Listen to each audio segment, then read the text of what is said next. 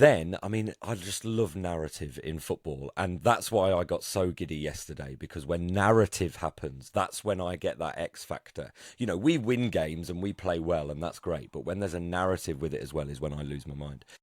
He basically was on the verge of signing for Spurs.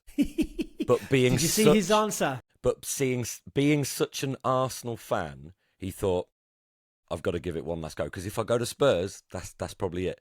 He phones Mikel Arteta and says, Mick, oi Mick. I'm sure he calls him Mick. Mickey Tets.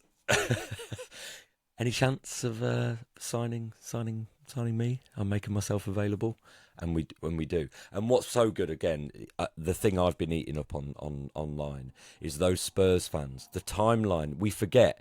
They were getting giddy. We're signing a player like rb.gy. They had him in the starting lineup against Man City. They had him in the starting lineup. They were talking about how it could be one of the most transformational signings of a generation at Spurs.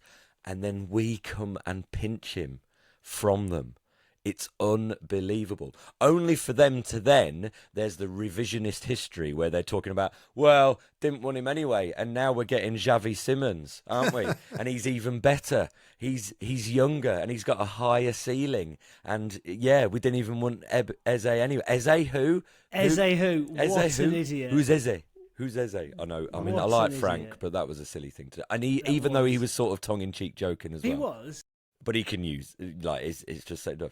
And by the way, this is Xavi Simons, who Spurs didn't start because they were going so defensive, and then turned to at half-time, only for us to score, only for Eze to score after 30 seconds, and then he just finishes the game looking like a poodle that's just come from the dog groomers. I mean,